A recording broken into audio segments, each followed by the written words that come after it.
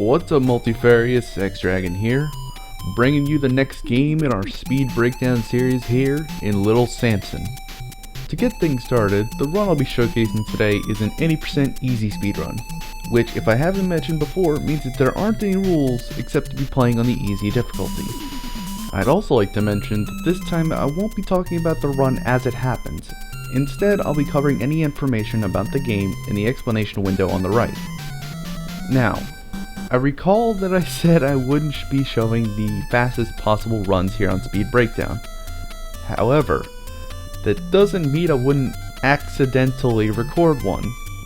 And by that, I mean the run you're about to watch is the current world record for this category. So, with that in mind, let's get started. So starting off, you'll notice that we actually have multiple characters that we can choose from here on the starting screen. Selecting a character then leads you into the first stage for you to actually play. Now, these stages are what we call the practice stages, as they're meant to get you used to how a character functions. Speaking of characters, let's go through them so I can actually explain some of their strengths and weaknesses. First up, we have Samson, the supposed main hero of the story. So, Samson is sort of a jack-of-all-trades kind of character.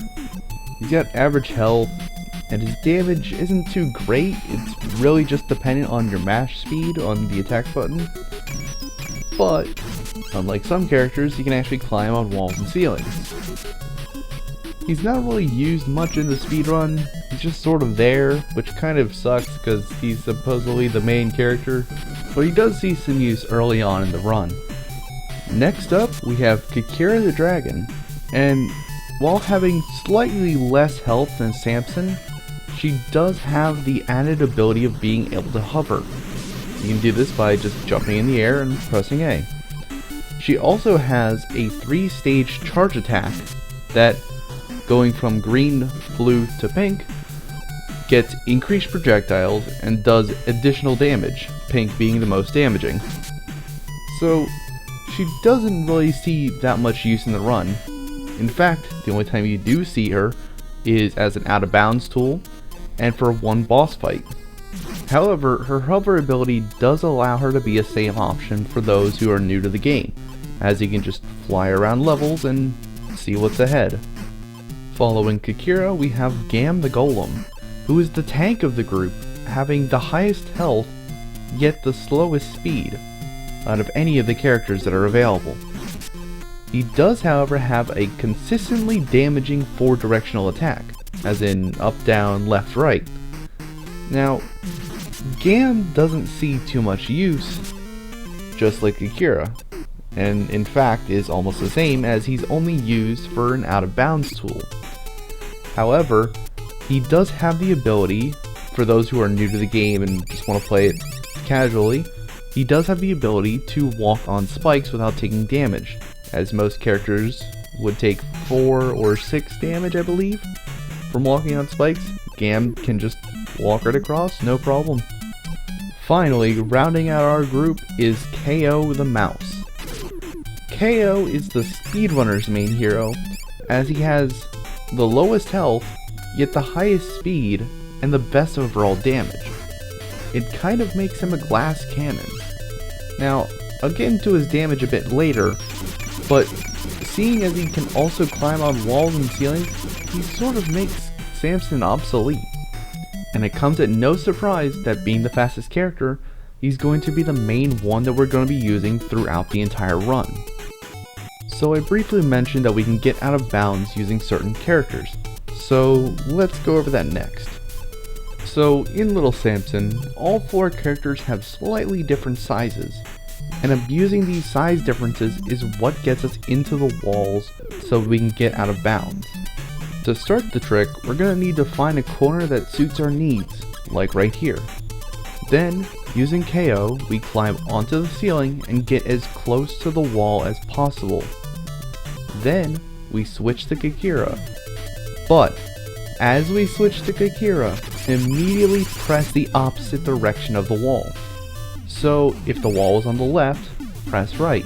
If the walls on the right, press left. Now, this should get Kikira stuck into the wall. If you switch back to KO, you should be inside the ceiling. From here, in certain places, you can press left, right, or typically the jump button to fully lodge yourself into the wall. Now, seeing as this is a solid wall, you can't exactly move through it like you would normally. So the way we make up for this is by using some creative character switching to move through the wall. If you switch characters, it's the best way to move horizontally. If you're KO or Kikira, jumping is the best way to move up the level. However, if you want to move down in a level, you need to be KO, grab onto the ceiling, yes, just press jump and up, and hold the opposite direction you want to go in. So if you need to get down right, hold up left. Same goes vice versa. Now you might be wondering, why do we go out of bounds? Well, the way that little Samson levels work is that they're loaded in sections, and once you pass a certain point in the level, it'll prevent you from going back. Now, if you manage to get yourself to the right side of the screen, and then cause the next section of the level to load, the game will think you're at the end of the level, and thus will end it much sooner than when it should. As you would expect, this cuts a ton of time off the run. In fact, the run you're watching right now is nearly 2 minutes faster than a run on the same difficulty that doesn't go out of bounds. Now, with that out of the way, let's go over how the boss fights work in this game, as they're very quick and it doesn't leave me a lot of time to actually explain them in the actual fight. So, I mentioned earlier that I would go over KO's damage later, and right now we're going to go over it. So, when KO lays a bomb, it can do damage in one of two ways. One, when the bomb explodes, it'll start doing damage on a per frame basis. And the second one is when it's used as a projectile. Yes, even though it doesn't move, it is still counted as a projectile. And this is what we use to basically annihilate all bosses. So when we want to kill a boss, we aim to take damage from them, and using the invincibility frames from the damage, we get inside of the boss's hitbox, and then continuously mash the attack button. This will continuously lay bombs, which instantly destroy themselves, causing a decent amount of damage to the boss.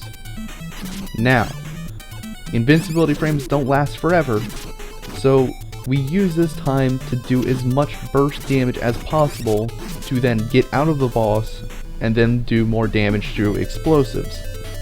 Now you'll see that all boss fights are like this, including the final boss fight, which does a double damage boost.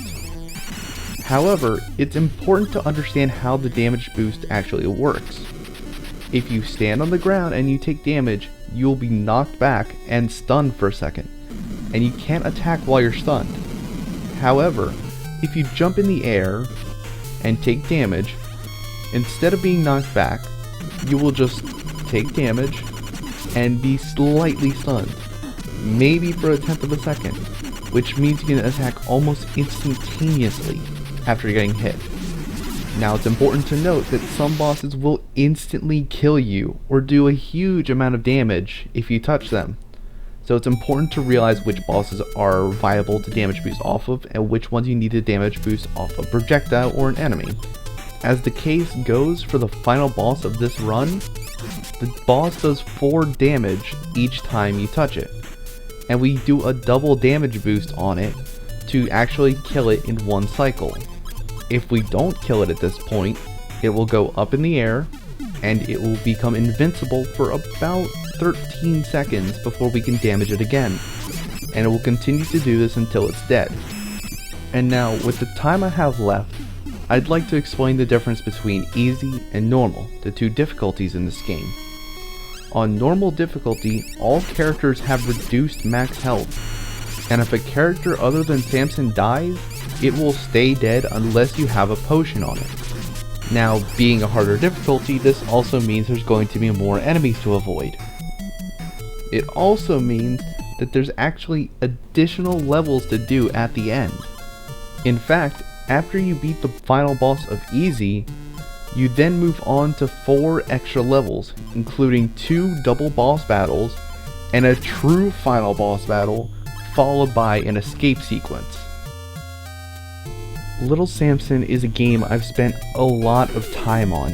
I've improved numerous records, and have been trying to break the game ever since I found the first Out of Bounds, and I'm glad I was able to share it with all of you.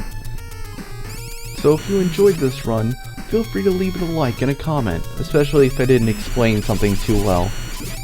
But anyway, thank you Multifarious for hosting this video, and I hope to see you guys here next week. Peace!